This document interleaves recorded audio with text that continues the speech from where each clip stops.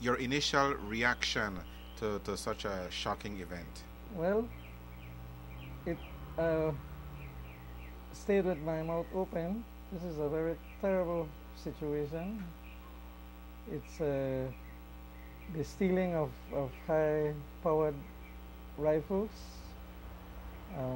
is very devastating to the BDF and to our ministry. And we are trying our best to find and to get back those weapons presently. I have seen the building or the room, the area where these weapons were kept. And I must say, to a layman, to myself, it doesn't appear that this was a place that those weapons should have been kept. The security seemed to have been very, very weak. Well, the building has been traditionally used for that role, and it is somehow like in the middle of the living quarters. The patrolling, we have to look at that also, and the lapse that perhaps existed in proper patrolling, in checking the inventory as regularly as it should. So there are two things happening, and the police and the ministry personnel and the BDF are involved with the two things. One of them is to try to find the weapons and the culprits, looking at that criminal element. And the second thing we're doing is looking at the internal operations of the BDF. Were there enough safeguards? Did the safeguards that we have were not followed upon? Were there checks and cross checks? I know that they have. So we are looking at what is it that the BDF did not do properly. And once we find that out, I will tell you that heads will roll up and down that line, that chain of command. Having said that, then who ultimately is responsible, or who will be held accountable? We know that up and down that chain, it starts with yourself and it ends with the officers. Who? Well, in this instance, although it can muddy the reputation of the ministry and the minister, I think ultimately for this incident is the general, and he has to look at what took place. He has to find what were the breaches, and he has to give full accountability for his command. And when that is done, then we will have to sit and see where along the line it ends or starts. Given that the time frame given when these weapons disappeared last Tuesday and Wednesday morning 11 o'clock when it was found that the locks had been broken off, is it too long a time period? Are you optimistic that you'll find these weapons? Well, we always have to be optimistic, and we are working hard, so we are not stopping. But you are right, we have not successfully confirmed whether it was Tuesday night, even though the place was found broken on Wednesday, or whether it was before. What we do know is that every week there should be an inventory, and we believe that in the last week there wasn't an inventory done, and the Wednesday when it was found broken, that was the day when the next inventory should have taken place. The inventories usually take place every Wednesday, once a week, when there is a change of commander that is responsible for that building. Do you believe that the theft was orchestrated with the assistance of persons within the BDF? Well, I'm waiting for the police report, because I'm not really an investigator. But, you know, common sense would say that this is in the middle of the compound. It's an area that should be guarded and patrolled, and for us, or for the BDF, not to know that it was robbed, broken into, makes me believe that there are some evidence of inside work or inside information. Sometimes the people with the knowledge of where things are or how to get there, they might not necessarily be the ones that do it, but they will be the ones that can sit to mastermind something like this. Hindsight is always 2020. Given the relative ease with which these weapons disappeared, should that armory have been better secured and guarded? I will say definitely yes, it should have been better guarded. However, this is what I am saying, that the BDF is usually so thorough in a lot of the things they do, that I believe that they do have a plan to guard it well. And that is what we want to see. Who messed up the safeguards? Who did not do what they're supposed to do? And rightly, hindsight is 2020, but we can't deal with it at this stage except to find out who messed up. And it's human.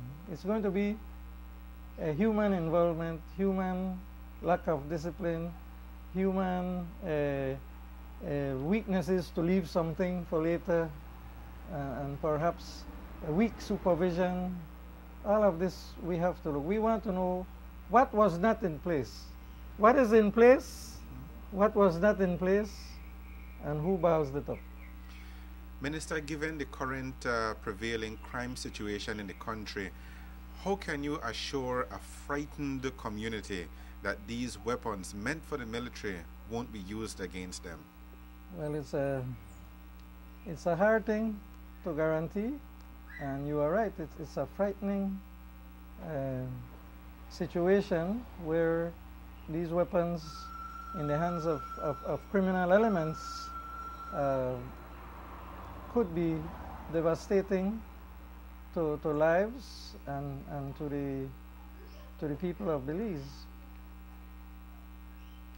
We have to try work every day together with the police department, together with our intelligence units in the BDF, together with the resources of the ministry to try to find them, because it's indeed disheartening that it has occurred.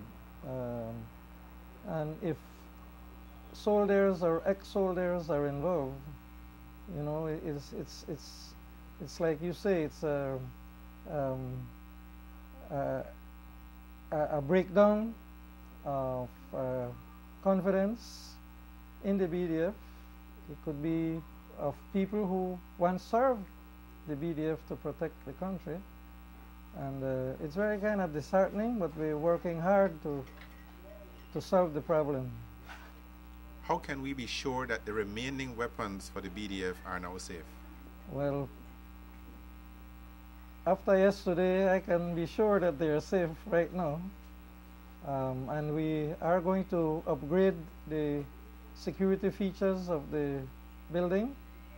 We will sit down and see if we have to change or build a new building or new structures, or build a higher fence, or put better lights and cameras. You know, it's a weakness in the BDF that we haven't been using surveillance cameras in and out of the building. So these are things that we are already putting into operation to improve the safety of that building. This incident has shaken whatever confidence the community had or have in the Belize Defense Force. How does the Army now repair what is clearly a damaged reputation? You're perfectly right. I believe that the BDF is one of our institutions that has through the years gained the respect of the Belizean people. And this incident does throw a lot of mud in the BDF's face, and I think the way to regain that confidence is to ensure that our safeguards, our force orders, our supervisory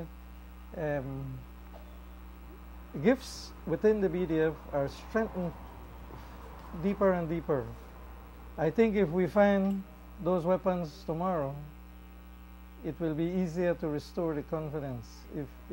If they are never found, it will take a longer while to have trust, at least in the work of the BDF at Price Barracks.